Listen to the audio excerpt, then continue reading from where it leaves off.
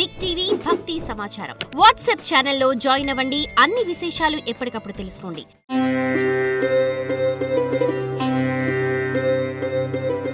ఇక మకర రాశి ఆదాయం 8, వ్యయం 14, రాజ్యపుజ్యం 4, అవమానం 5. 7.5 సంవత్సరాల యొక్క ఏలినాటి శని పూర్తయినప్పటికీ ఎందుకో తెలియదు గోచారవశాత్తు చూసినప్పటికీ కూడా మకర రాశి వారికి ఇంకా మంచి ఫలితాలు కొన్ని రావట్లేదు.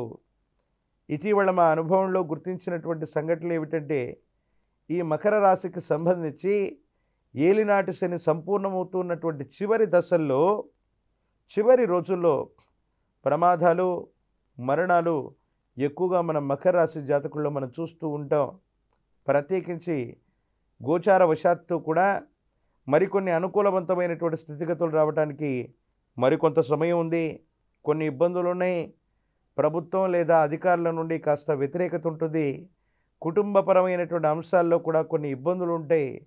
మీ యొక్క సచ్చీలతని, మీకు సంబంధించినటువంటి ప్రవర్తనని, మీకు సంబంధించిన స్థితిగతుల్ని నిరూపించుకోవడానికి అవసరం లేనటువంటి వ్యక్తులందరికీ కూడా సంజాయిషి ఇచ్చుకోవాల్సినటువంటి పరిస్థితులు కొనసాగుతూ ఉంటాయి.